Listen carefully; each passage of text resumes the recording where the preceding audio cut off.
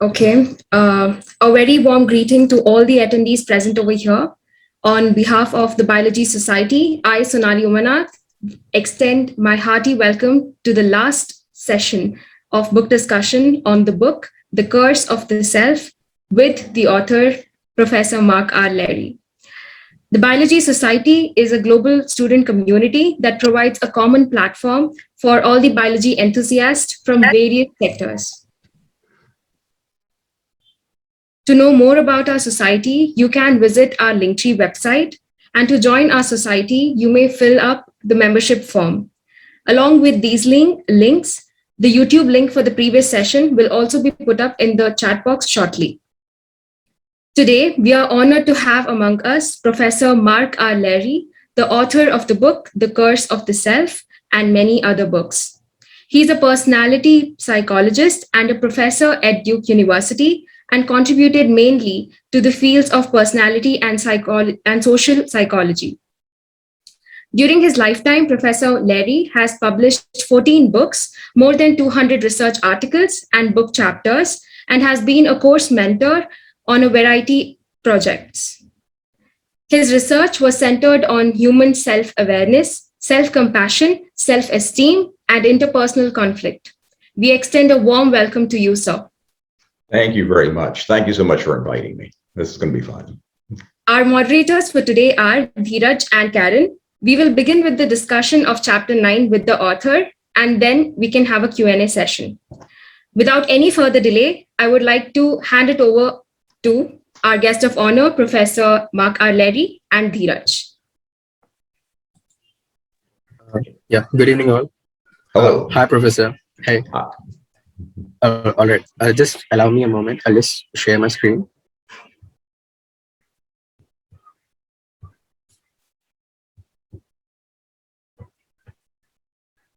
It still kind of gives me chills to know that this professor, the professor is still along with us in the meeting, and yeah. Okay, so just a minute, guys. Yeah. So let's begin our discussion then. A lot of you guys have joined the previous sessions too, and I've told this before too. The book goes in a really good manner. Like the foundations are set from the beginning itself, and we've discussed in the chapter, in the initial chapters, how we're different from the animals, how we possess a self, and that's how we're different, and all of that. And we've gone into the details too. And after that, we've explored a bit about the ego and all. So that was the previous sessions and the previous chapters too. So now we'll just start with the chapter 9, bringing out the best in the self. Of course, we need to have an answer too for the solution, right? So the answer is in the last chapter, and we'll discuss that along with the author. So yeah. It was never suggested that the self is bad or that it is ought to be eradicated. I think this has been mentioned quite a few times during the book because it's a disclaimer kind of, because it shouldn't be mistaken, right? We shouldn't believe this idea that the self is bad for us and we cannot eliminate it, but still it's not worth even to try it. So yeah, that's why I put it in the first itself. Again, I put it in every session, and again, this session too will have the disclaimer first before going forward. And then the core of the problem is that the self evolved through millions of years to help us meet the challenges of living as prehistoric hunters, gatherers, and scavengers. So this is the core of the problem, according to the author. So would you like to explain this further to us? Like, what do you mean by these things? Well, I have always appreciated the perspectives that evolutionary psychology can bring to understanding our current situation. And I really think a lot of the problems we have, not just with the self and with thinking about ourselves, but our problems in society generally, have to do with the fact that we did not evolve with brains that were made to handle all of the things that we confront in our modern lives, whether it's jet travel or interacting with hundreds of different people a day instead of just 30 people in our own little tribe as we did during human evolution. So as you saw in reading the earlier parts of the book, the evolutionary theme creeps up here and there to try to explain why is this all a problem? And it's because we were not designed in our brains to handle the kinds of lives we live now that are so futuristic oriented, that involve so many different people, in which we have to play lots of social roles. All of that creates some problems because we think about ourselves a lot more than we did during human evolution. So it just always helps me in thinking about it. And sometimes I think, we're really fortunate we manage life in modern society as well as we do, because we weren't designed, we didn't evolve to live in this society. And I think it reflects the intelligence and the flexibility of the human species that we can manage in this crazy world. So throughout the book, I really wanted to emphasize the reason we're in this situation is not because the self is bad. It's because we've created a society that's completely unlike the situation that we evolved in. So we can't undo that. We can't fix that. But what we can do is take conscious steps to try to minimize the problems that self-awareness creates. And we'll never get rid of those, but I do think we can minimize them. And that's what this chapter is about. Yeah, I mean, do you think that we are ahead of our time, like ourselves? Do you think that we are ahead of our time, something like that? Can you say that again? I'm getting a lot of this, just sort of the internet ringing sound sometimes as you speak. So I don't know. Sorry about that. That's okay. Yeah. Do you think? Yeah. Do you think that we are ahead of our time? Like ourselves didn't evolve as much as we as a society did. What do you think about that? I still didn't understand the first part of the question. I'm sorry. I'm just not. I don't have a great connection. I think it's a network issue from my side. Yeah, I'll just try to hold the microphone a little bit closer. Do you think that we have evolved more than the self did? As a society, we have evolved more than the self did, do you think? That's an interesting way to think of it. Yes, our society has evolved more quickly and developed, and the biological mechanisms in the brain that control self-awareness have not kept up. We really do have the same brains as people did during the Stone Age, 100,000 years ago. And that's hard to imagine if you would just take one of those people from 100,000 years ago and plop them down in our modern society. I mean, how could they possibly cope? So yes, I think society has just exploded and grown, and it's just so many people and so much technology and so much speed and the demands of modern life. And our brain is still back in the Stone Age. And, there's been debate about, has the brain changed at all in the last 80 or 100,000 years? And the experts on that disagree about it. But they all agree it hasn't changed very much, if it's changed at all. So yes, we're living with Stone Age people's brains in today's society, and I think that explains a lot of problems. All right. Yeah. Regarding that, sorry. Bandhan, go on. Yeah. So regarding that particular thing, so do you think that we have the ability to modify our brains in certain sense, that maybe through our education structure, or maybe through kind of giving a proper structure to the society, that we can evolve the brain and the individual aspect as well, not just the society? Well, I think we can certainly on an individual level change our brains through education and self-understanding in ways that help to deal with these problems. Because anytime you learn something new, the brain is changing. So in that individual sense, learning about things and learning how to control your behavior and learning how to control your thoughts can certainly help. I don't think there's any good ethical way to actually create evolutionary change in the brain biologically by trying to manage the situation to make the brain more adaptive and to have the survival of the fittest, and have the people with the brains that are not adapted as well, somehow get them out of the gene pool. We're not going to be able to do that.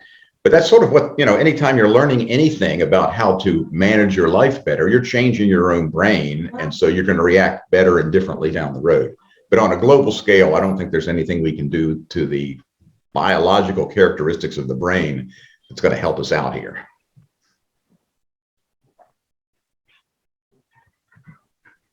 All right. We'll move forward, guys. And anyone, if anyone wants to unmute and discuss anything, you are free to do so, right? All right. So understanding how. Yes. Sorry. I had a question for Professor Leary. Yes. So, Dr. Leary, in your book, I see this line: "It was never suggested that the self is bad or that it ought to be eradicated." Regarding that, my question was that September is Suicide Awareness Month, and people, I mean, suicidal people, they have this thought of eradicating not just their self, but like not just their physical self, but like the mental self completely, right? So, I mean, is there any message that you would want to give those people who think that it's a good idea to self-terminate or something like that? Uh, my thoughts are, when people decide that life is not worth living and they want to commit suicide, I think, and I mentioned this in the book at one point, I think that they would be just as happy. They don't want to kill themselves. They want to stop the painful self-thoughts that they're having about themselves or having about the state of their lives. And if they could understand that the thing that needs to change is not even themselves or their lives, it has to do with how they're thinking about it. And if you think about what kinds of therapies and counseling sessions professional psychologists engage in with suicidal people, it centers around, let's sort of change your views of the world.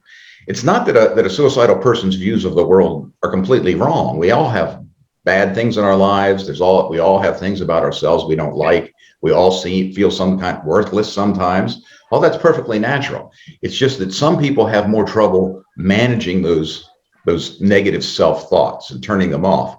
So I do think, the one message is, it's not that life is that terrible most of the time. It's the fact that the way we're thinking about it, we're putting a negative spin on it. The suicidal person is biased. Their self-thoughts are biased in a negative direction. And if we can change that. Now, that doesn't mean we just tell people everything's all right. Your thoughts about life are wrong. It's just the fact that it's biased in a negative direction, and that can create problems. So it's interesting. They're not trying to kill themselves. They're trying to stop these painful self-thoughts. I think it's a very nice connection you just drew. I see. That makes a lot of sense. I also have another question. So you just mentioned a while ago that we're still living with the brains that our ancestors had like 100,000 years ago. So do you think that the way we think of ourselves, the self-perception, is it like affected by things like substance abuse? Well, yes. I mean, we certainly do things to ourselves in the modern world, whether it's substance abuse or our nutrition or how much sleep we get, that affects how our brains operate in the short term. I mean, does it like affect them on a fundamental level? Like does it like affect them in such a way that it like deviates from how our ancestors were, or is it? Certainly, yes. Yeah, certainly. Okay. Now, I know, I mean, you're not going to pass that along to your offspring, but we do know that long-term drug use, substance use, can permanently change the brain in certain ways. And so you're not responding, you're not responding like our Stone Age ancestors did, but you're not responding like you did before you started taking a lot of drugs. So yes, you can substance abuse can change the brain. All right. Thank you, Professor. I had a question. Yeah, adding to part. Okay, sure. Go ahead first. Can I ask? Yeah. Go ahead. So do you feel that liking is a form of survival? That I mean, our conscious mind says that we have this passion and we have to follow it and we excel in it. But subconsciously, as animals, we are wired to like something because it helps us survive and live in this world. That's a really good question. I think a lot of our challenges in our personal lives are due to competitions between what we, as a biological organism, as an animal, the things that we pursue, that we find pleasurable, that we want to do. We have that going on, and that's, as you say, sort of subconscious. We're not thinking about it. That's just our animal nature. But then we have these conscious thoughts that we learn from our parents and from our teachers and from society about how we should be and what we should do. And sometimes those things do collide with each other. And you can kind of feel that. You can feel that, well, I know I should do this, but I feel like I want to do that. That's really difficult to reconcile. It's difficult to solve that because those more basic biological animalistic motivations aren't conscious, usually. Sometimes we can be aware of them, but it's the feelings and that subconscious urges against the things we ought to know that we should do. And that's a problem, that animals don't have, because they don't have this voice in their head telling them that they should be a certain person or do a certain thing?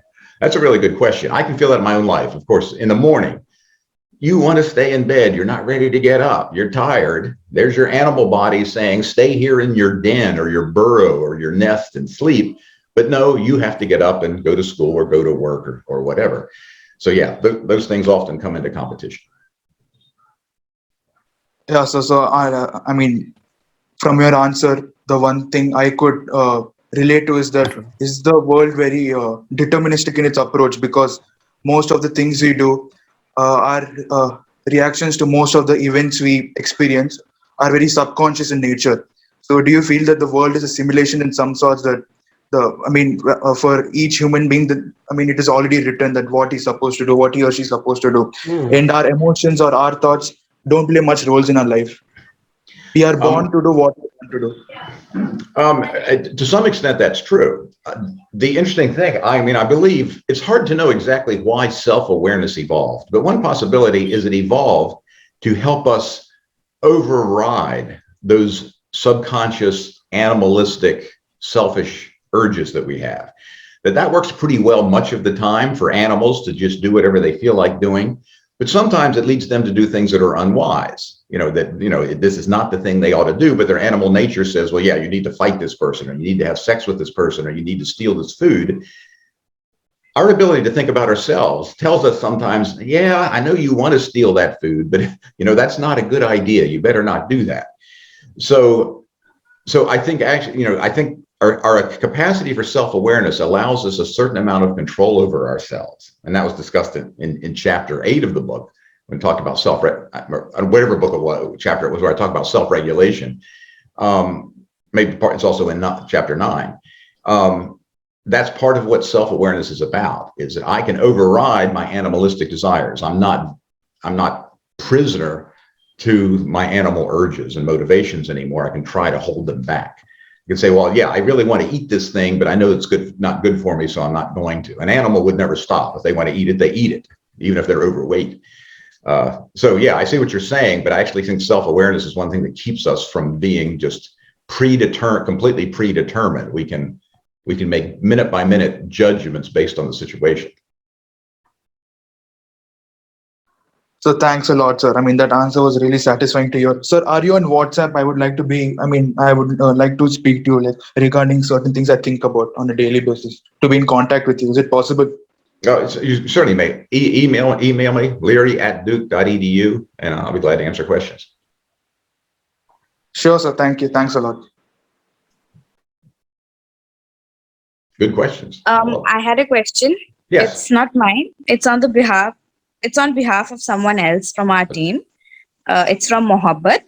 He'd like to ask you, in present times, a person has access to lots of information and knowledge. We can tell our brains to do lots of things, maybe like never done before in human history.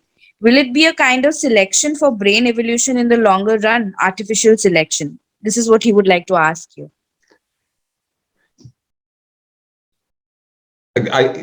Well, in terms of, like natural selection in an evolutionary sense, it would only affect brain changes if the people who are best at discovering new things and using all of this information and making the advances, if they have a lot more offspring than the people who don't make the changes, then over hundreds of thousands of years, yes, we would begin to get people whose brains are more capable of higher level thinking and using all of that knowledge and being creative in terms of improving the world. That's probably not what's going to happen. And so I don't know any other way that the brain is going to evolve artificially going into the future in a positive direction that helps the world, unless the people who are most likely to be able to help the world have more kids. So I don't know if that answers the question. If you think about what does it take for the brain to change across the human species, it would be a process of natural selection, just like it always has been. But that means that there has to be an adaptive advantage to the individual to have creative solutions and use all this information and use it intelligently. I don't know if that answers the question.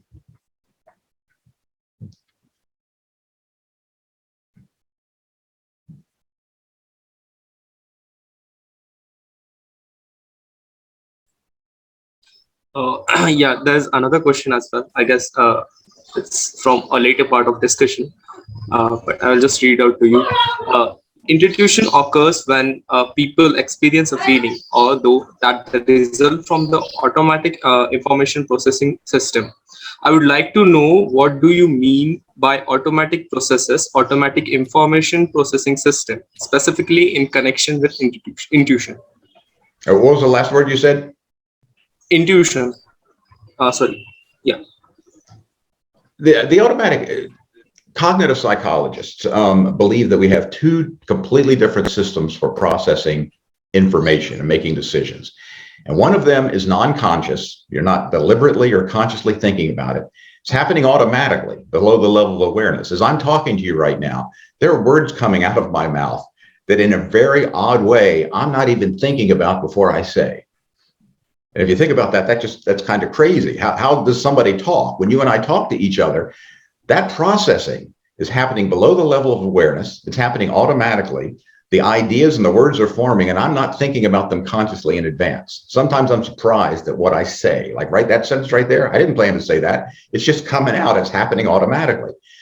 So much of our behavior and our emotions and our decisions are happening without us consciously thinking about, well, what am I going to do? Or what am I going to say? Or how do I feel? Other times we do consciously think about it. Sometimes when I'm talking to somebody, I think in advance, oh, I need to say this. This is how I'm going to say it. This is what I'm going to do. Should I do this or that? And I think about it consciously, and self-awareness comes in. So that's the conscious, deliberate, intentional mode of processing information and making decisions. That automatic system is turned on all the time. I mean, you cannot turn it off, because no matter what you're doing, except maybe if you're in a coma, you're processing information automatically and responding to your environment and to other people without conscious thought. But sometimes then conscious thought kicks in, you become self-aware, and then you consciously make decisions about how to respond. So there's two fundamentally different brain systems, one non-conscious and one conscious, involving self-awareness, that guide our thinking and our decisions.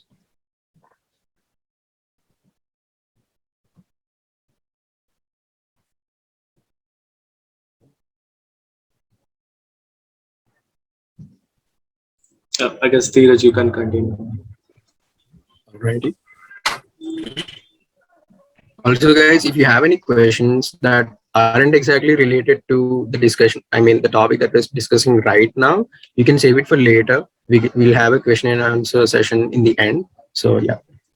All right. So the purpose behind the chapter, behind the book, behind the session, we can say, is understanding how the self creates problems that may equip us to deal better, with them. Basically, understanding them at least gives us a solution, right?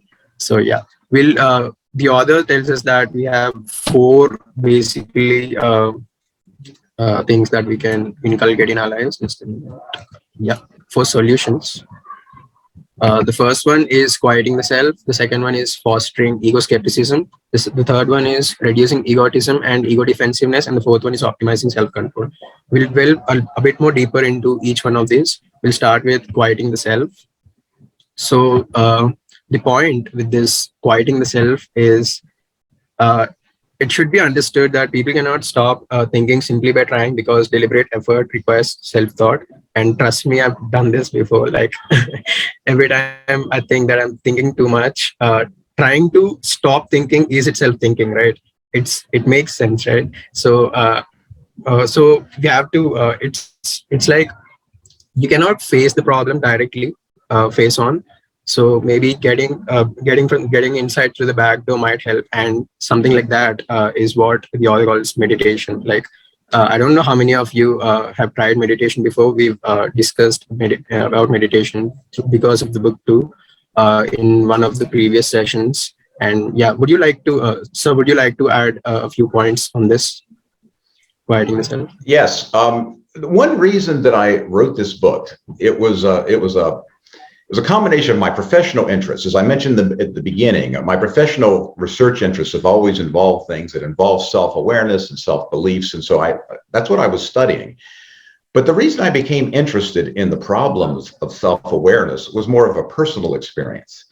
about 25 years ago. I was middle-aged. I had 2 young kids, professional wife, stressful job. And I was just stressed out all the time. And I think a lot of you can identify with that. You got too much to do. You just never get everything done and too many demands on your life. So I saw a sign at a local wellness center for a meditation class for stress reduction. And I didn't know anything about meditation. I mean, today people talk about meditation a lot. They talk about mindfulness. I mean, it's part of, just public discussion. Back then, I didn't know anything about it. I didn't even quite understand what it was, but I did want to reduce stress. So I signed up to go to this weekly meditation class. And it's one of the 5 best things I ever did in my life, the 5 most important. And it showed me how much of my own stress was caused not by my environment, but how thinking about my environment. That when I was thinking about how much I had to do, it was the thinking about how much I had to do that was stressing me out more than the fact I had to do a lot of things. If I didn't sit around all day, I'd be playing with my kids. And instead of playing with them and focusing on them, I'm thinking about everything I have to do. Well, that's not helping anything. And so I began to learn that a lot of my stress and unhappiness had to do with the fact I had these runaway thoughts that could not stop thinking things that made me unhappy or stressed out. And, meditation does not get rid of those thoughts. They're still there, but they become fewer. I learned how to have fewer thoughts that weren't useful. And it also it teaches you how to sort of ignore the thoughts you have. If you have that stressful thought, if I'm busy doing something and I'm thinking about, everything I need to do for the rest of the day, meditation gives you some mental tools to be able to set that aside and say, I'll come back to that later. I can't do anything about all of those things I need to do today right now. All I can do is this one thing that I have to do right now. Why am I thinking about all this other stuff? It's not helping me get it done. It's just making me unhappy. It's taking my attention from this task I ought to be doing right now, like maybe playing with my kids or doing some other task. So mindfulness and meditation were extremely important to me personally. And by going through that class, I realized how much my own self-awareness was a curse. It was just making my life miserable. And again, it didn't solve the problem. You can't turn these thoughts off, but it did help me reduce them 15 or 20% probably. And that made a big difference. So this whole idea of quieting the self was sort of my own entry into understanding how my own self-awareness was a curse, making me unhappy. And it made me realize there are ways we can strategically change how we think about ourselves to improve the quality of our lives. And so, so this idea of quieting the self, I mean, that was 25 years ago. And I'm so glad I found that meditation class. Today, people are meditating all over the place to try to reduce stress. And I can verify if you do it and you learn how to do it well, it will reduce an awful lot of that stress. As someone who meditates a lot, I know what you're talking about. Like, I was forced into meditation. I'd like to stress on that word, forced. I was forced into meditation by my parents when I was really small, but I'm really glad that they did. So really made a difference. I was surprised.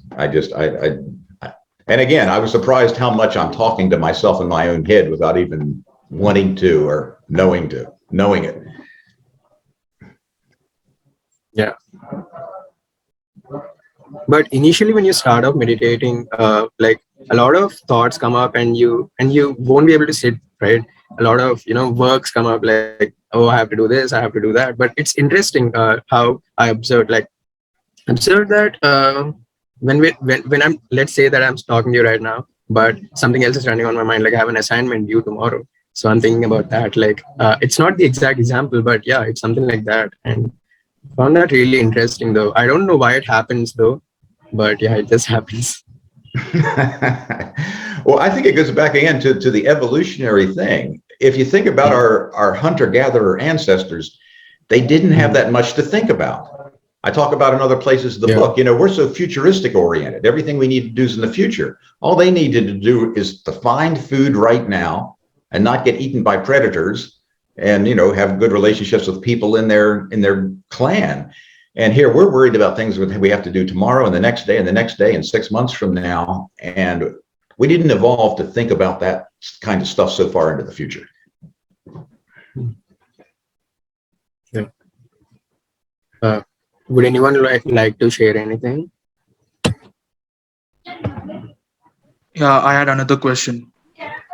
Yeah. So there's this myth that goes around that intelligence directly equates to the fact that you're more self-aware and you're more likely to be depressed. How true is that? And how much of it is a myth? The more self-aware you are, the more likely you are to be depressed.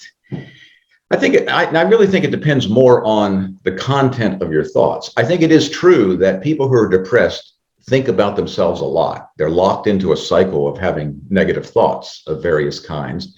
And it is true that some of the happiest times in life are the ones in which you're least self-aware, where you're caught up in that really enjoyable moment, or you're in that beautiful scenery or someplace where you are, where you're just, oh, wow, this is really neat. So that is true. But I think in the course of everyday life, there are plenty of people who think about themselves a good deal, but they don't allow themselves to dwell on the negative parts of it. So they're not necessarily depressed. But I think it is true. Depressed people, one of their problems is they're stuck in a cycle of negative self-thought. I think you're just absolutely right. There's a happy medium. Like so many things, there's a happy medium. You know, you don't want too much self-thought, but if you have too little conscious self-thought, I think you sometimes mismanage your behavior, particularly in social situations. If you think about people who are inappropriate in social situations, it's like they're not thinking enough about the impact of their behavior and what they say on other people. So there's some optimal amount in any given situation of how much of that time you should spend thinking about yourself. And that differs across situations. Sometimes you need to be thinking more about yourself, and sometimes you need to be thinking less about yourself. And the idea is to calibrate your self-awareness to fit the situation. So regarding that, do you think that people with Asperger's syndrome or autism think more about themselves or less about themselves than they should? That is a really good question. I don't know a whole lot about Asperger's. I would say they think less about themselves, but that's just a guess. I really don't know. You get the sense that they are not really consciously thinking about themselves in a sophisticated, abstract, symbolic way, the way that most people without Asperger's would. But I don't know. That's a really, really good question. I don't really have any idea. All right, Professor.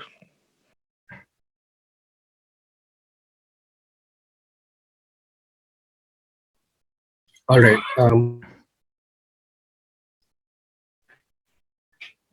Yeah.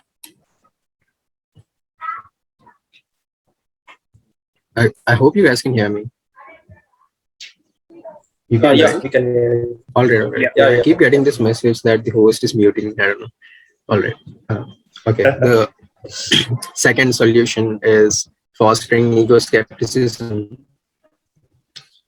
Well, ego, we've discussed a lot about, we pondered a lot about ego. So yeah, we have to be really careful about that.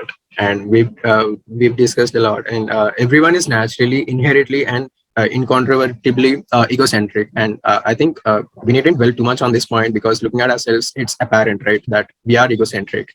And okay, the solution part is to develop a healthy sense of ego skepticism, to recognize that one does not always have an accurate view of the world, and to be skeptical of one's own interpretations of events. This, I'd like to extend my gratitude to the author for writing these lines, because genuinely, a few days ago while I was reading these lines, I was like, yeah, this is really true. And like, yeah, it just changed something for me personally, because it felt like something hit hard, and yeah, for once I thought that maybe I'm just looking at things through my own perception, through my own point of view, and that's hindering something. And when I read these lines and tried to understand it a bit, meditated on it a bit, then I think something changed, and I don't know exactly what changed, but yeah.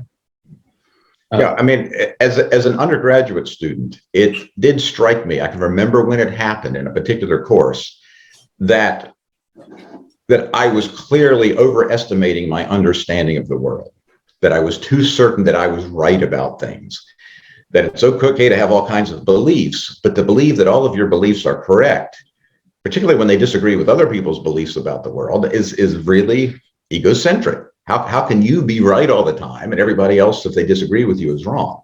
This is one of the topics that, since I wrote the book, that I've spent more time on in terms of doing research. So let me just sort of mention some more recent things about this.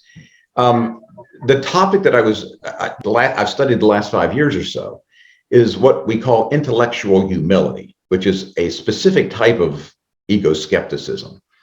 Intellectual humility is recognizing that your beliefs and viewpoints and perspectives are fallible. They're potentially incorrect, not necessarily, but you recognize that whatever you believe is potentially wrong, either because you don't have enough information, or the information you have is biased, or because you don't have the mental capacity to really understand and put the whole situation together. So, and people differ in this. Some people are highly intellectually humble. They have very firm beliefs, but they also recognize, well, I really believe this, but there is a chance I could be proven wrong. I'm willing to be open to somebody coming to me with evidence that says this perspective of yours is incorrect. We also know people who are very low in intellectual humility, who don't have any ego skepticism, who are arrogant in their beliefs, who believe they're almost always right. But the average person is clearly egocentric. The average person has a certain amount of intellectual arrogance. I collected some data a few years ago where I asked people, I want you to, all of you, think about this for a moment. Think of all the disagreements that you have with other people, whether they're trivial disagreements, like whether we should have this for dinner or that for dinner, and you're disagreeing, or big disagreements about big important topics. Think about all the disagreements you have with other people.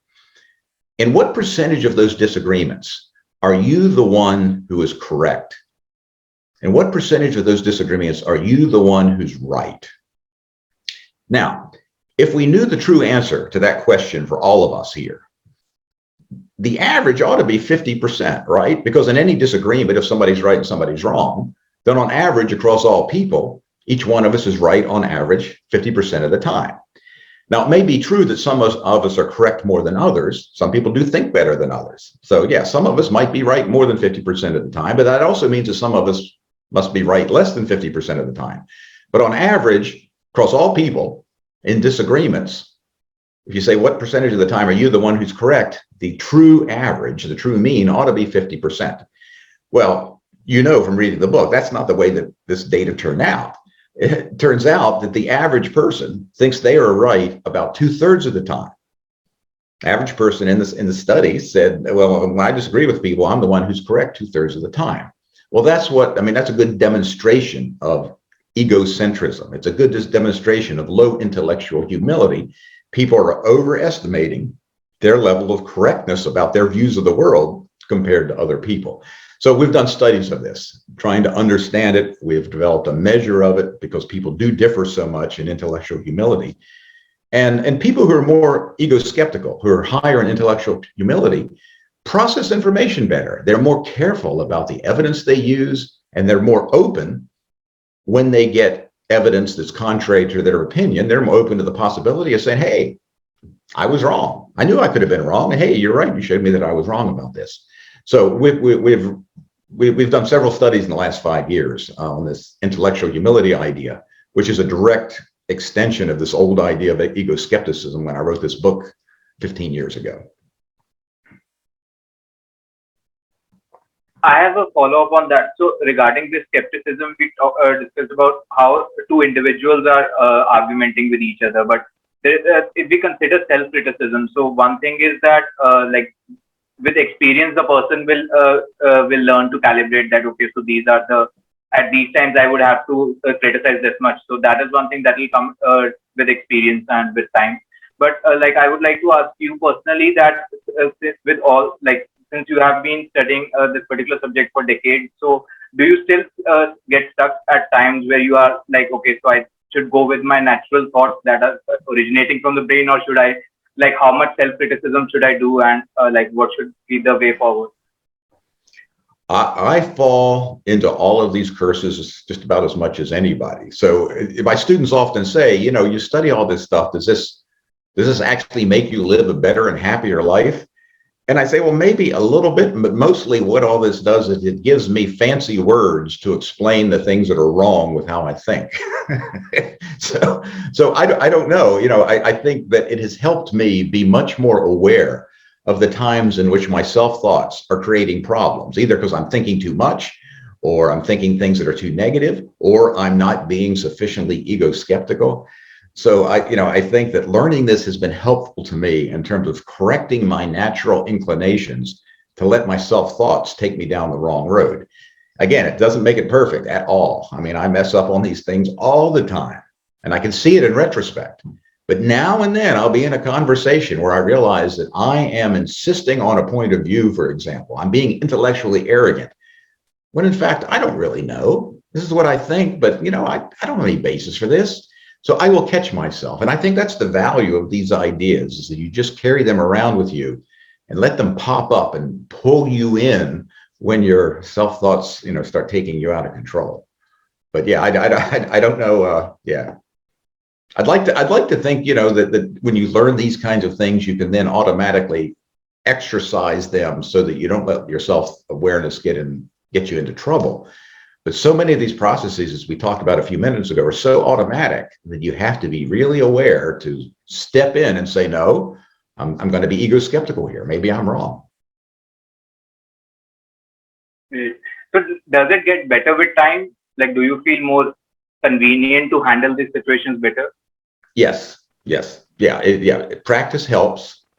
And to go back to the discussion of meditation, the more I'm meditating at the time, the better off I do, because it gets rid of a lot of the extra chatter and it just makes me more kind of quiet in my mind. So I catch some of this stuff. And when I'm not meditating as regularly, I probably do some of this stuff more. In fact, I think my wife can probably tell when I'm not meditating as much, because I'm more egocentric, self-centered than when I am meditating more. But no, it has gotten better over time. But you can't expect it to be perfect. Some people, when they start trying to do these sorts of things, to have ego skepticism or quiet the self, they sort of expect the results to be instantaneous. It doesn't happen that way. You've fallen into these patterns of thinking for your whole life. It's going to take at least a few weeks to be able to see any little change at all, and then it's a matter of just personal growth. Got it. Yeah. Thank you.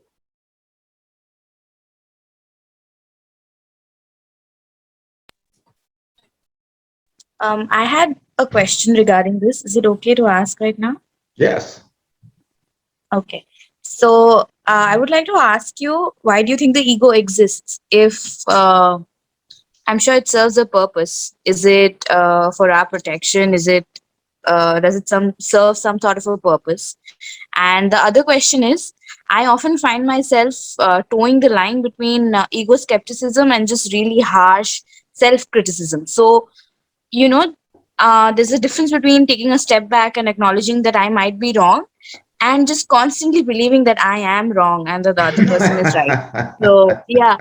So, how do we equip ourselves with the tool to be able to distinguish between these voices? How to tell our inner critic apart from our conscious voice? So that is what I wanted to ask. Boy, that's a great question. And I like the way you phrase it, to think about these as different voices in your head. It's almost like you're in a meeting with a whole lot of people who have a lot of different opinions, and they're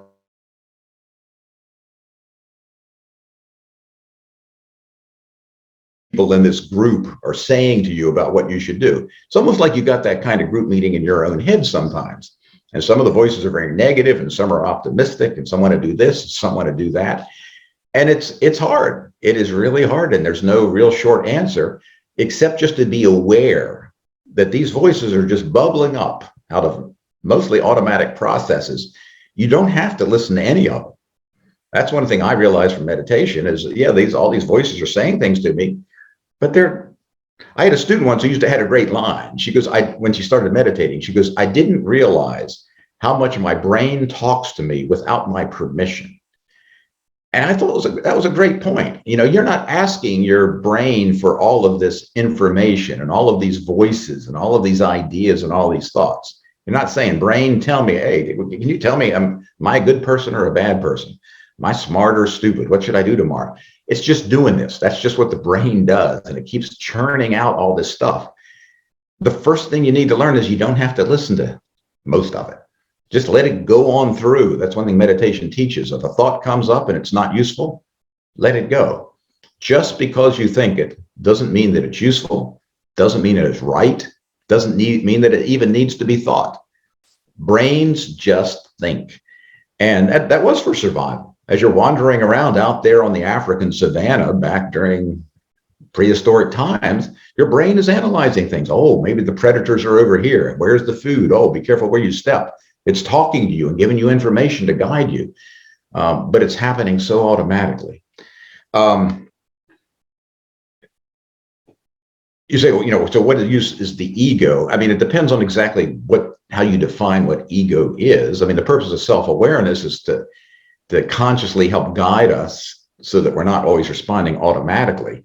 The thing we call ego is often primarily for social goals, that I sort of have an image of myself. I want you to have this positive image of me. I want the things that I want. And it's sort of a mechanism for managing your behavior in the eyes of other people, to get what you want out of social life, to get other people to respond to the way you would want. And so you build up this image of yourself, and it tells you things, and it tells you how to act. When I think of the ego, it's primarily in a social context. There's other people involved, and their evaluations are important. And you want them to think you're smart, and you want them to think you're attractive, and you're managing your social relationships. All of this stuff is functional when it's managed correctly. It's just a little bit out of control. It's almost like having a furnace in a house, a heater in a house, that you say, well, is the furnace bad? Well, no, a furnace can't be bad. It keeps us warm when it gets cold. It only is bad if it turns on and never turns off. Even when it's hot enough, the furnace is still on and heating up the house. That's what self-awareness is like. It's completely functional. It just needs to shut up and turn off sometimes. And we sometimes don't know where the off switch is. So you mentioned that we should not always like listen to what the brain tells us. So I mean, my question was that the brain has like various different parts. So like we have the amygdala, that's the emotional center. Then we have the more rational parts of the brain. Then we have the more like primal parts of the brain, like the limbic system. So like if the amygdala is telling us something, and oftentimes it's wrong. It's not good for us, or not good for the person we're thinking about. So do we ignore the amygdala, or do we like just go with what it's telling us? I think that is a lot of what conscious self-awareness is about, is to consciously think through all of the inputs that you're getting to make a decision about something, for example. So I think there are times to ignore the amygdala. The amygdala is saying, hey man, this guy made you really angry. He threatened you. You need to go over there and kill him right now. Well, no, you have got to override that. Back in the day, maybe you would have killed him 100,000 years ago. So I think that conscious self-awareness is often to override, as we said a little earlier, those animal types of impulses. It's a way for us to say, well, no, I'm not going to act on the urge of the amygdala. And again, the amygdala is doing its job. It's trying to point out threats. It's telling us how to deal with threats of various kinds. That's what the negative emotions are for. But we don't have to listen to it. We have to balance that against other things. And that's why we consciously think about this stuff. And maybe that's why we think about it so much, is because it's so complex. There's so many different things coming into play as we make decisions, that the brain just keeps trying to figure out, well, what am I supposed to do? What decision am I supposed to make? But no, I think we have to override a lot of those natural urges. I think if we didn't, we'd all be in prison. Yep, I guess you're right about that.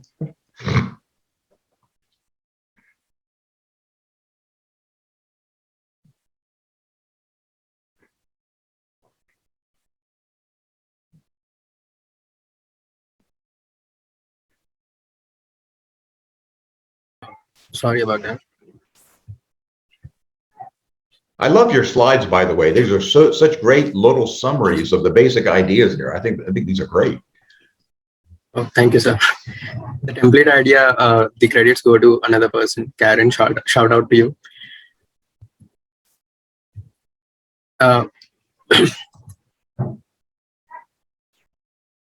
All right. This specific email that you mentioned in the book, I loved this one. Personally, I loved it very much.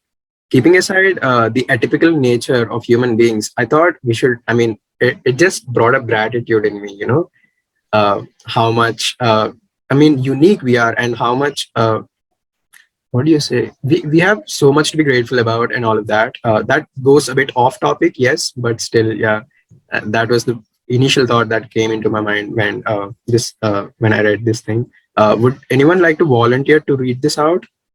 Is anyone willing to? I'll do it. All right, cool. Imagine that we could shrink the Earth's population to a village of precisely 100 people. If we held the existing ratios of types of people in this village the same as it is on Earth, the population of the village would consist of 60 Asians, 12 Europeans, 13 Africans, and 15 from the entire Western Hemisphere, only 5 of whom would be from North America. Furthermore, 80 of those 100 inhabitants on the village, that is 80%, would be non-white and 67 would be non-Christian. I suspect that most readers are already feeling rather atypical. Only 2 of the 100 residents of the village would have a college education and only 4 would own a computer. A quarter of them would live in a substandard housing, 13 would suffer from malnutrition, and 17 would be unable to read. The vast majority of the village's wealth, 89% to be exact, would be owned by only 20 residents. The remaining 11% would be divided rather unequally among the remaining 80 residents. The curse of the self. And it would be interesting to update this. I mean, because these data are based on something 15 or 20 years old. It'd be interesting to update this, but we would see exactly the same thing. And the point was that no matter who you are, what makes you think that your view of the world is the correct view, given that you are so atypical, and there's plenty of people around the world who are very much unlike you. So this is in the context of talking about ego skepticism. How sure can you be that your views are correct when you are personally so atypical?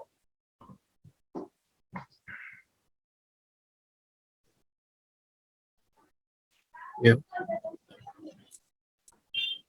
We'll move forward then. And the third solution, moving on, is reducing egotism and ego defensiveness. The defensiveness that egotism spawns is a source of a great deal of distress and dysfunction. Simply trying by force of will not to be defensive when one experiences failure, criticism, rejection, or some other ego-deflating event is rarely effective. And I've tried this actually. Like every time I used to get less marks in academics and all, and be like, it's okay. I force myself out of it. Like in the age that we live in today, I think we have a lot of distractions easily accessible to us. And I'd like to say they are traps. I don't know. But yeah, you can just distract yourself, and that just suppresses and represses things and just stores in everything just to come out later on, and that destroys a lot of things. So yeah. So Yeah, would you like to add on? You said these are distractions in it's a similar concept in Buddhism, the 3 obstacles and the 4 devils. So I'm not really aware of what exactly the obstacles and the devils are, but it's a similar concept to what you mentioned just now. Oh. Yeah. We might have a discussion on that in Discord. It sounds interesting. Buddhism always sounds interesting to me. Yeah. Well, let me just mention that those of you who are familiar with Buddhism may have detected some Buddhist themes throughout the book. And again, that came out of the fact that this meditation class that I first went to 25 years ago was a Zen class. It wasn't necessarily explicitly Buddhist, but it was sort of Zen oriented. And I learned a lot about Buddhism. A lot of the ideas in this book were sort of efforts to take insights from Buddhism, which I thought were just right on target, really. In fact, I've told people that I think the Buddha was really one of the first psychologists, because an awful lot of Buddhism is about the impact of your thoughts on your behavior, which is our modern psychological ideas. But I wanted to go dig into psychology and look at how psychology thinks about those same concepts. And there's a lot of that in psychology. It's just that nobody had really made that connection. So I'm glad you brought up Buddhism, because there's a hidden Buddha. I didn't purposely hide it. I was just talking about it in terms of psychological constructs. Many things that actually the Buddhists were talking about 2,500 years ago. So I'm glad you pulled that in there, because that is a theme in the book. I think I unconsciously did get the sense that there was like a Buddhist theme to the whole book. Yeah, and I think people with knowledge of Buddhism could see that. The average reader would just say, "Hey, well, these are interesting psychological ideas," not realizing that you can trace those back a couple thousand years.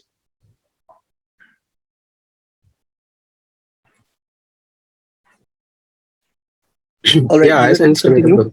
Yeah, all right. So we know that we shouldn't be suppressing. I mean, it's not the wrong way of dealing, because wrong and good can be subjective, and we don't want to be discussing on that.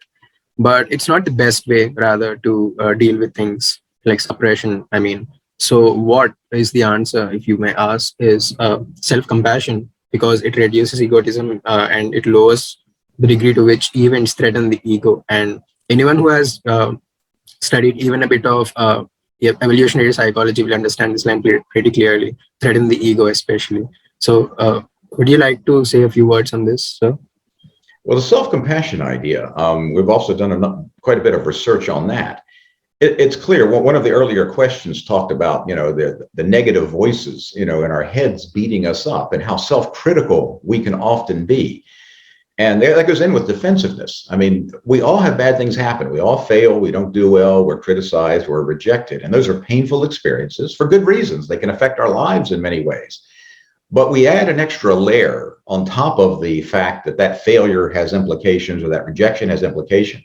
We add an extra layer by becoming really defensive and or beating ourselves up, becoming very self-critical about how stupid we were and how we messed things up so badly.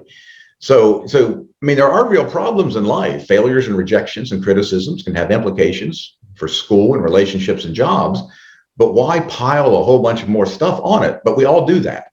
Self-compassion is a way to lower the defensiveness and to lower the negativity and the self-blame by treating yourself kindly when things go wrong.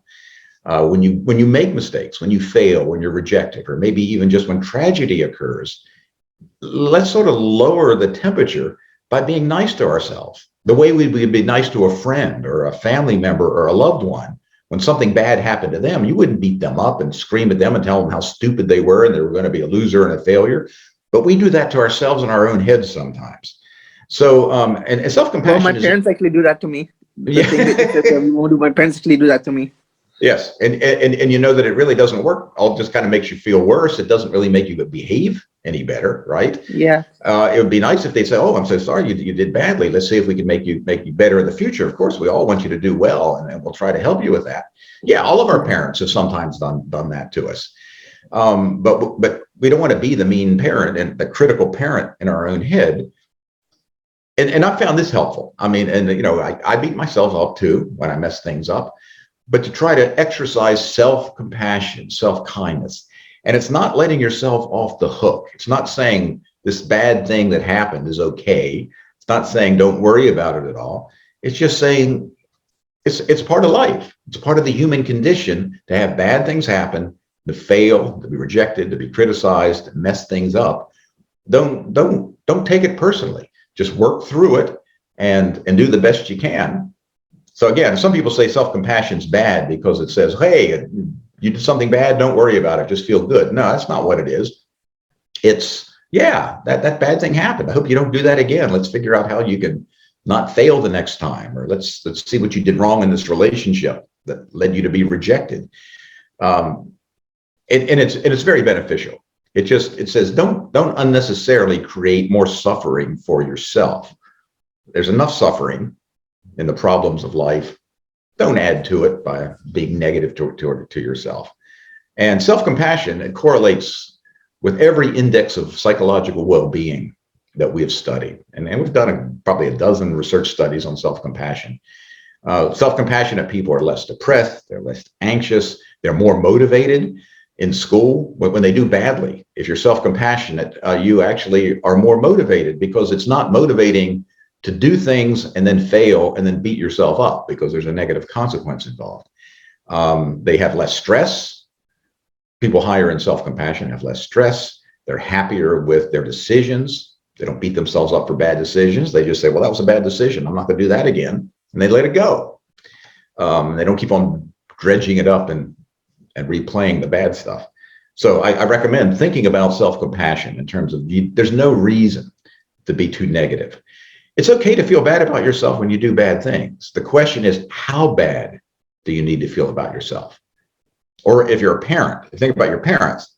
It's okay for parents to criticize their kids when the kids do something bad, but how much do they need to criticize them? How angry or how hard on their kids do they need to be? And my answer is, in general, parents are harder on their kids than they need to be, and we're harder on ourselves than we need to be. We just need this much self-criticism, and we're sometimes using that much. But then, you mentioned that self-compassion is important, but then sometimes it's just is that some of us like just hate ourselves more than the world probably hates us, and then that just like gives us a negative mental image, and then it's like hard for us to have any compassion for ourselves at all. It can be very difficult. There is where I think it's good to practice some of that ego skepticism. What makes you think that your views about yourself are accurate? Now, we each think we know ourselves better than other people do. So you say, sometimes I think I'm a bigger idiot than other people do. They say, hey, no, that was okay. Yeah, you goofed up a little bit. And I'm thinking, no, that's very, very negative.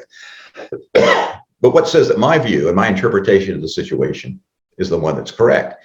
So if you're open to the possibility that your own views are too negative, then maybe you begin to believe, well, maybe I'm not as bad as I thought. Or even if I am, why do I need to be even meaner to myself? Even if I am a complete loser in life. Okay, how bad do I need to feel about that? I don't know. Yeah, sorry. That's all right. Do you think people who hate themselves and, just like feel like they're, like everybody else also hates them? Do you think that they're a bit like schizophrenic or something? Do you think they're a bit schizophrenic, such people? No, I don't know. I think schizophrenia would be a quite different thing. I just think that their views of themselves are sufficiently negative so that they attribute all the bad things that happen to them to their own failures and lapses and stupidity and bad decisions. When in fact, a lot of things that happen, maybe you played a role in it, but it wasn't just you. Events in the world are multiply determined, whether it's a failure or a rejection. Okay, let's say I get rejected by somebody that I was in a relationship with. Well, how much of that rejection was me and how much it was them and how much it most likely is some combination? Yeah, I'm going to feel bad about being rejected. I need to see, well, did I do something that caused this? That's okay. But to say, oh, nobody's ever going to love me again and I hate myself because of that's an exaggeration. It's going over the edge. The problem is we never know in life why things turn out the way they do.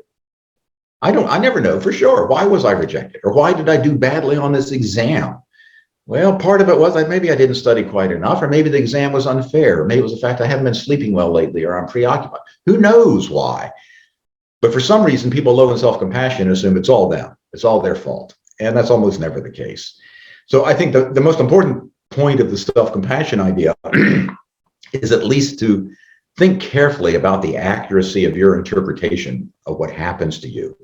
And then even if it was your fault, let's say you didn't study enough and you knew you didn't study enough and you went out and had a good time the night before the exam, and you failed. Okay, you should feel a little badly. You should be self-critical and say, I shouldn't have done that. But how mean should you be to yourself? What does it do? What good does it do to be mean to yourself and make yourself miserable and hate yourself? And the answer is usually it doesn't do any good at all. So let's see if we can kind of rein that in. Again, that's your brain talking to you without your permission. Your brain's telling you that you're a loser and you should hate yourself. Do you need to trust that thing coming out of your brain saying that? No. Thanks for all the insights, Professor. I'm just I like to apologize to my fellow members in the Biology Society and to you for using this session as like a personal psychoanalysis session. A lot of the stuff that I asked you is actually very personal to me. So okay, yeah, good. Oh, I'm glad if it's helpful. That's great. Yeah. Please continue, Dheeraj. Yeah, 1 second, Professor. I'd like to bring you a question from the chat. So it's on the same lines as excessive criticism by parents and generational gap and the fallout of that. So here's a question.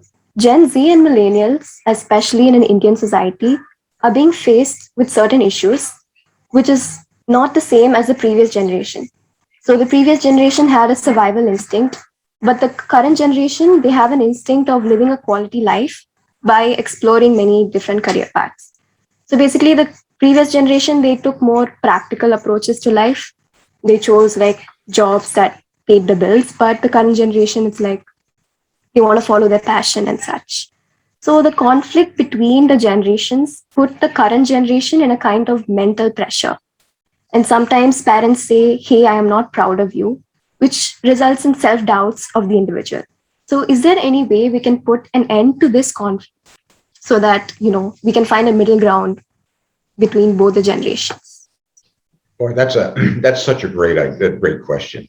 Yeah, generational changes, and not just the conflicts they create between parents and kids or between generations, but the impact they have on the well-being, particularly of the younger of the two generations that are in conflict. I mean, that is a long time problem, and you've really well described the current situation. But like when I was younger, when I was roughly your age, this is when we were moving, at least in the United States, out of the rather conservative 50s and early 60s into sort of the hippie movement and the counterculture and the people protesting against the Vietnam War. That's when the guys started wearing long hair and had big beards and all that. And that created exactly the same kind of generational thing. We don't want to live like our parents did, with the little house in the neighborhood and paying the bills. We want to have a little bit more freedom. And the same thing happened. That's probably somewhat unavoidable to the extent that the basic worldviews and the basic values of generations often differ because of the circumstances in which people live. So I don't know we're going to get rid of that. What we can do that's relevant to the topic here of the curse of the self is a couple of things. One is if each generation could realize that the other generation's view is not wrong, it's just not suited for the current context. In other words, it's one thing to say, well, I can understand why my parents are doing this because they grew up in a different generation. Or so for a parent to be able to say, I understand why my kids are doing this because circumstances are different now than when I was young. That shows some ego-skepticism. It shows some understanding that my views of the world are fashioned by my context and my peer group. And I have to understand that other people don't have that view because they were in a different context. So the first step, I think, is just to become more understanding and accepting. And so I would say to the parents, of the older generation, you got to realize that your views don't fit the modern context. What makes you think that the views that you had 30 or 40 years ago when you were younger are so good and so important that they're going to fit every historical context moving forward? That's just not true. There's another case of sort of egocentrism where I believe that my way of viewing the world is the way that we should always view the world. And again, that goes back to the generational conflict in which I was, when my hair was down to here and I had a big beard. So that's the first thing. I think that ego-skepticism to realize that my views don't fit all contexts. And that makes me a little more accepting of the new generation's views. The second is to realize that the way we talk to ourselves and our self-esteem is very much influenced by other people's views of us, whether it's our peers or our parents or our teachers or whoever. So it's hard, but I think part of it is also realizing just because my parents say it, this thing about me and my generation, doesn't mean it's right. And I don't need to internalize that. There's no reason why my self-thoughts ought to be determined by other people's views of me. Other people's views of me should inform my self-thoughts. That's a source of information. I need to listen to it and say, well, is that true? Is that what that other person says about me true? I need to take a look at it. But then I can decide, well, no, I can't feel bad about myself about this. My parents don't understand. I wish they did, but I shouldn't feel bad about myself if I'm doing what's in my best interest for my quality of life right now. Now, that's very tough. I mean, even now, my parents are 92 years old, and I just visited with them about a month ago for the first time since the pandemic started. And even now, I can tell that there are things about me that they just don't understand, they disagree with. And it's a generational difference. The difference between people in their 90s and people in their 60s, it's still there. And I have to fight not feeling badly about that. But then how do you shut down the overwhelming feeling that maybe they're right about what they're saying?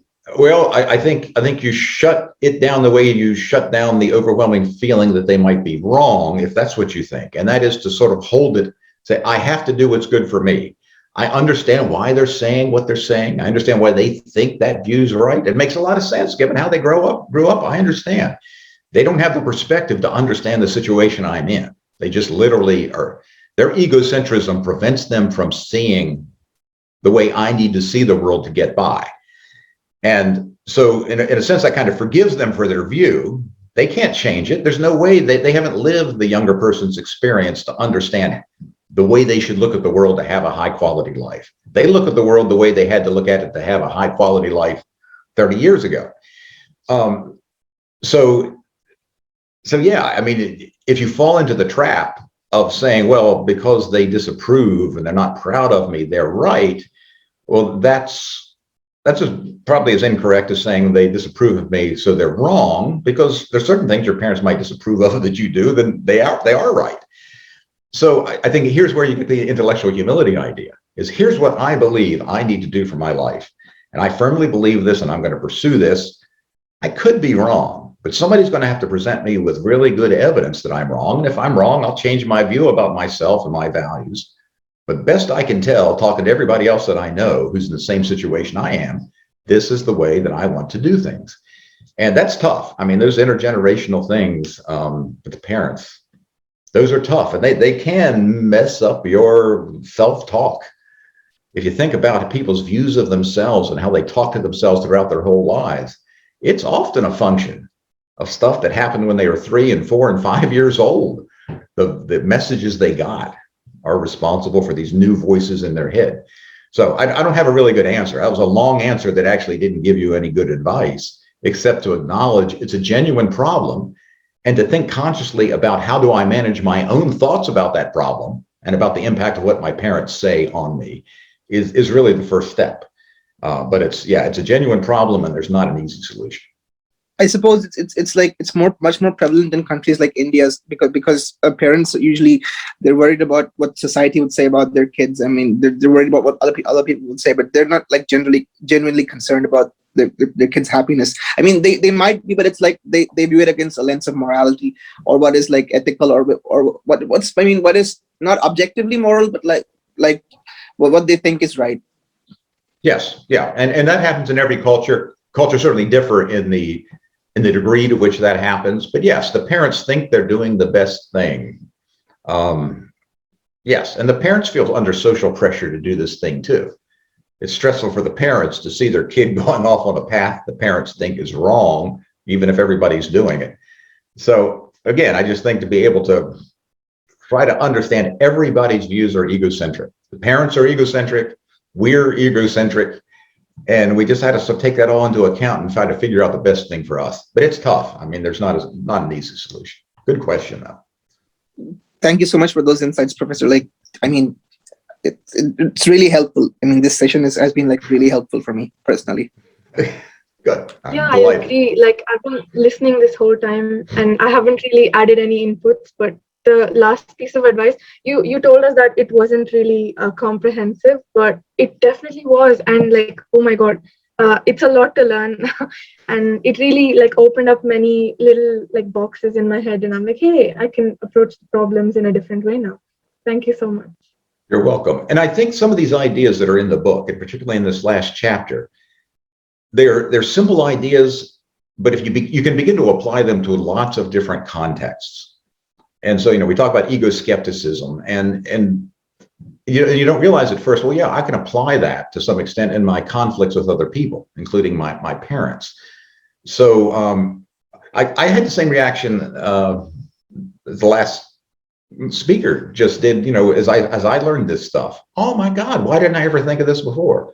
Why didn't somebody teach me this stuff when I was 10 years old in terms of understanding how these thoughts affect the quality of my life, and that I have a choice in managing these thoughts to some extent. Now, some of them are out of control, but I can make some changes. And yeah, I had light bulbs go off. Oh my God, I can't believe I didn't know this. And when I learned it, I was 45 years old. So you guys are, ahead of me. You're getting little insights that are going to improve your quality of life even before that.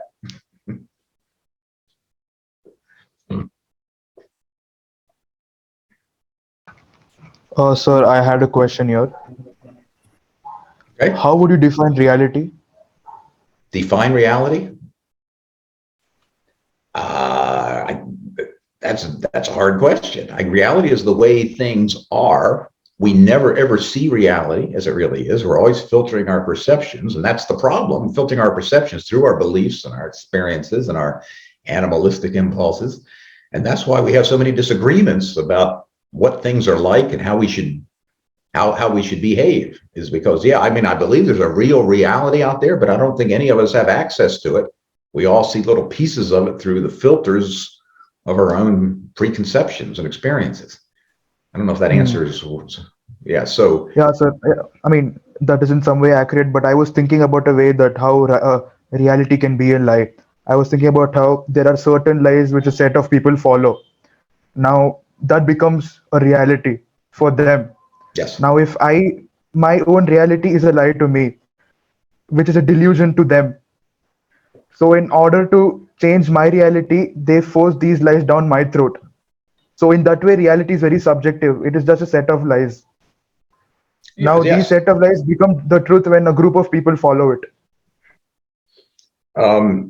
Yeah, I wouldn't go as far as say it becomes the truth, but you're absolutely right. The real reality is almost irrelevant in our lives. What's important is our perception of the reality. And when a lot of people get together and share the same perception of how the world is and how it ought to be, then they can all join together and gang up against people who have different views of reality. So, I mean, for me, that's really the starting point of almost everything that I am interested in psychology, is that our view of reality, which includes our views of ourselves, what am I really like? Well, what are my real values, my real personalities, my real goals? What's the world really like? What are these other people really like? How does the world really work? Our own perceptions of that are subjective. There's no question. And because of that, that's one reason we disagree so much about the nature of reality. Good question. Yeah, so another question, really sorry. Do you think that human beings are better liars than animals? And we lie better because we are more intelligent? Yes. I mean, animals can deceive each other. I mean, particularly the advanced animals can hide the food from other animals, things like that. Oh, I think we're much better liars because we are self-aware and we can consciously imagine how another person is going to perceive our behavior or perceive what we say. That requires self-awareness on our part.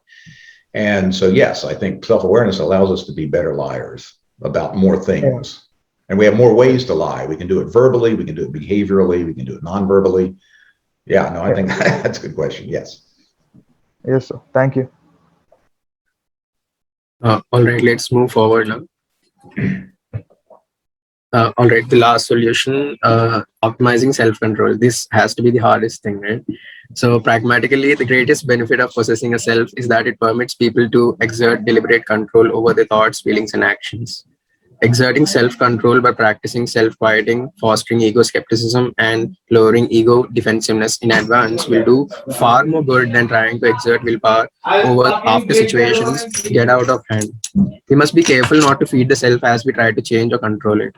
I think this is a summary of the 3 or 4 solutions, right?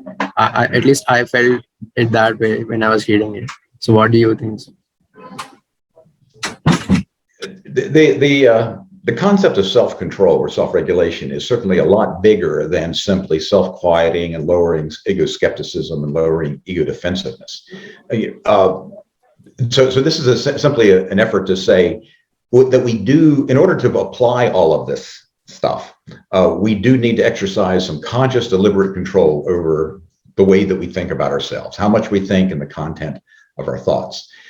Also, we can go a step beyond that and say, in addition to that, we can use our capacities of self-awareness to regulate our behavior even more generally, because so many of our problems in life do result from failures of self-control, where we can't make ourselves do what we know we really ought to do, or we can't stop ourselves from doing what we really would like to do.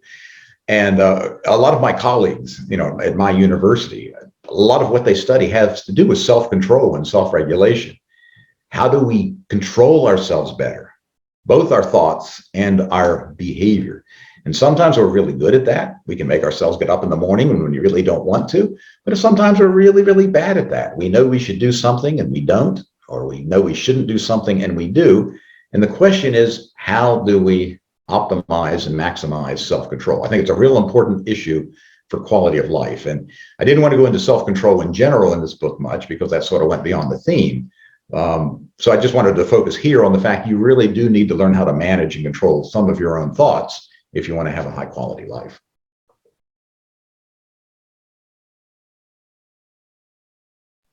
All right. Yeah, that ends the discussion actually.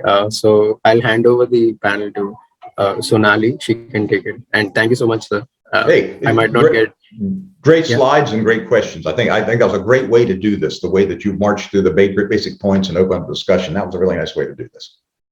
Thank you so much, sir. And thank you to you, sir. Yeah. I have a general question regarding the book. So, what were the challenges that you faced during writing of the book, and is there any particular idea that you would like to take this forward from the book to explore more or write more about it? The biggest problem was I would have preferred to have published this with a popular press publisher. It was published by Oxford University Press.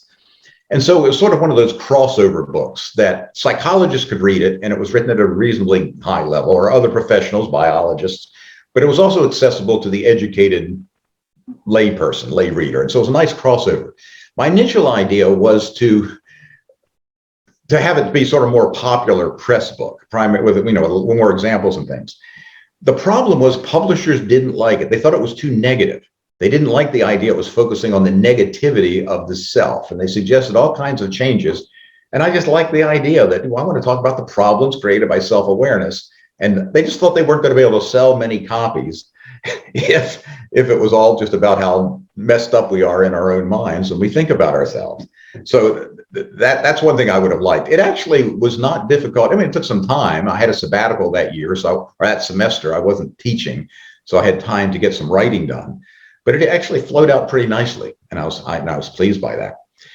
In terms of where I would like to go with it, one of my goals for the next couple of years, because this has been 15 years ago since this came out, more than that, is sort of to do a follow-up called Toward a Less Egoic World. And the general idea is, well, here's all the problems the self creates. It creates problems in society that I mentioned in passing in there, including things like prejudice and discrimination.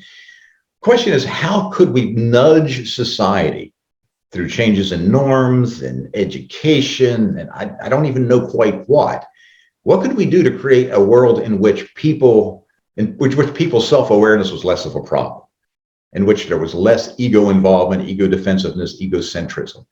And that's a challenge. I mean, it's not like we're going to create a utopian society by changing it. But I think after reading the book, the question a lot of people had, they said, well, that last chapter, the one we just talked about, well, that was great in giving us some pointers for how do we minimize the curse of the self, but you didn't go into enough detail. So what I would like to do in the next couple of years is to work on a book where I talk about, at the individual level and the societal level, what do we do to minimize these kinds of problems? Great. Thank you, sir. So I had yes, sorry, please continue. No, Parthasarthi, you can go ahead. Okay, so I had a question that's not really related to the book. So you mentioned that that when you were writing the book, you had like a sabbatical leave, so you had time to focus on the book. So my question was, do you have any advice for people who want to go into the field of academia and like teaching and stuff? Like, do you have any advice for such people, and also how to like juggle a work-life balance, so to speak? Let me answer the second question first. I've often told people that for me, work-life balance has never been a problem. My life has always been balanced, but it's been balanced like two very overweight people on I don't know what, you may use a different word for it. We call it a seesaw here. Teeter-totter, on a kid's playground. Yeah, it's called a seesaw. Yeah. Okay, seesaw, all right. So my life has been balanced, but it's been balanced like two 300-pound people, two terribly obese people sitting on a seesaw. It's not moving. The seesaw is creaking and breaking. It's balanced, but work is overwhelming, family life is overwhelming, and it's balanced. So for me, the problem was never that it wasn't balanced. It was that both sides, my work side and my family side, were just completely overwhelming. And it almost, my answer comes almost back to the question about the generational changes. What I think it requires is a commitment to think about what are the qualities of a good life? Are the qualities of good life to work 50 or 60 hours a week? You know, oh, that's too heavy. Are the qualities of life to have too many kids and too much responsibility? To try to find out what is the optimal balance. You only have so many hours in a week. And I realized that I was trying to put too much into that week. And that's what the big problem was. But that takes some courage, because it often means you have to go against social norms in order to live a sane life. And that's sad, to think that we're all driving ourselves crazy with stress and pressure and too much work, you know, because of norms and not because of what we really want to do. So yeah, you have to be very deliberate. You will not get work-life balance or not reach a situation where you can manage everything you need to do without consciously making choices that are hard because you're going against what other people are saying you should do. As for going into an academic profession, you know, there are different routes depending on the field. It depends on the kind of institution which you would like to work, in terms of whether it's primarily a teaching institution or a research institution or some combination. I got some really good advice from an older mentor years ago. He says, you don't have to be outstanding. He says, you just have to be 2% better than most other people. And I found that useful, because I think I pushed myself too hard early on, thinking I really had to be truly outstanding at the complete high end of the bell curve of people's credentials in academia. And you don't. You can get a very good job, at least in this country. I don't know exactly what the employment situation is in colleges and universities in India. But then it's not easy to, you know, like just like sit back and then give it the best that you can, because then you see people are doing much better than you already, and then it feels kind of bad, especially here in Europe. It feels kind of bad. Yes, no, it absolutely does. And the question is, you know, you can either say, well, I don't want to do that, or I'm going to try to do that. And again, I don't have to be at the top of the bell curve. I don't have to be in the top 5% in order to have a very successful and satisfying academic career. Would you say that smart work is better than hard work? To some extent, smart and efficient. You know, hard work is necessary. The question is how hard. And I know too many people who have ruined their lives because I'm just trying to understand how to go from like a lazy, low functioning person to a high functioning person who doesn't get things done. One is to realize that the high functioning, again, this goes back to where do you want to be on the bell curve of performance. And we'd all like to be at the top 1% in our fields, of course, but we're not going to be there. How high do you need to be? And I think a lot of people kill themselves working 60 or 70 hours a week because they think they have to be in that top 5%, whereas you can have a very satisfying, happy, productive, successful career, you know, if you're at the 65th percentile. Now, if you're down below 50, then, well, yeah, that's probably not going to work.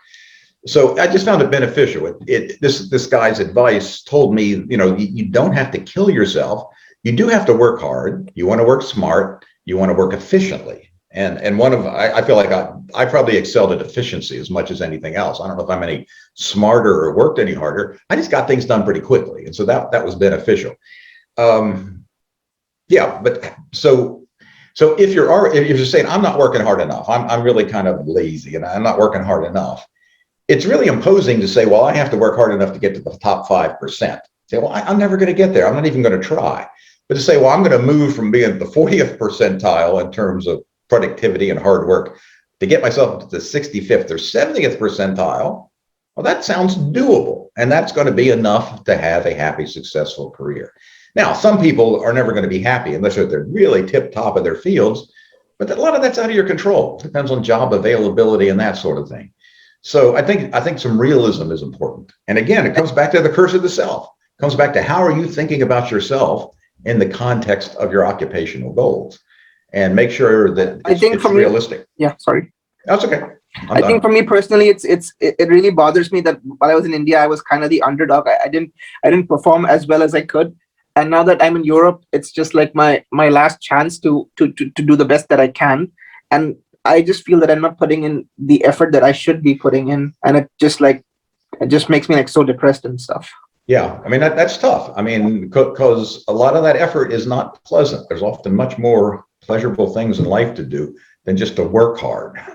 So no, I think we all especially here in Amsterdam. I mean, especially here in Amsterdam, like I mean, when you try to study and then you see people standing around smoking weed and stuff. Yes.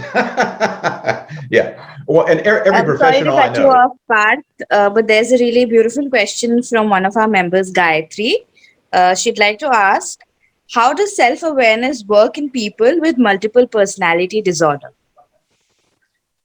Wow, that is a good question. I've never thought about that. People with multiple personality disorder, if any of you aren't aware, seem to change from I'm this kind of person and suddenly I'm a very different person with different personality characteristics, and I seem like I'm two different people at different times. In both of those personalities, let's say you only have two personalities. Some people have more than that when they have multiple personality disorder. Each of those personalities is self-aware of that personality and self-aware about what's going on at that moment. What's less clear to me, because I'm not an expert in this, is how much awareness they have of the other personality. Do they realize that this is happening, or when they're in this personality, is that the only personality that they think they have? And I don't know. That's a great question, and I am not a clinical psychologist. But then, would you say that people with multiple personality disorder or like dissociative identity disorder are like atypical of like, are they different from most neurotypical people? Would you say that? And it's a very unusual and very rare disorder, and Okay. there's not that many. It's highly unusual if you think about that. How you can compartmentalize. But do you think that their brains, like their individual cells, like the multiple cells, they're like wired differently from the rest of us? Yes. Yeah. Well, I mean, they would almost have to be, or you wouldn't have that sort of real clear-cut separation in personalities. But again, okay. I don't know. I'm sure there's been fMRI studies of people with multiple personalities, looking at them when they're in different personalities. But that's outside my field. I'd just like to say that was a really good question from Gayatri, but yeah, I'm still a bit salty that Aditya just cut me off like that. But yeah, apologies. You can go on. You can go on. Yeah. No, it's fine. I didn't really have much to say. I was just like, I was great just, question by Gayatri. Yeah, I was just. What's the word for it? I was just going off in a tangent. I mean, it's not relevant to the topic at hand. So yeah, I'm sorry about that. Anybody else before we wrap up? How long do you normally go here in these meetings? So it's usually an hour and a half for these sessions, but since you're here with us, it's much longer, and it's a much more interactive session than it usually is. Okay. Yes, sir. I actually went long. Thank you so much, everyone, for the great discussion.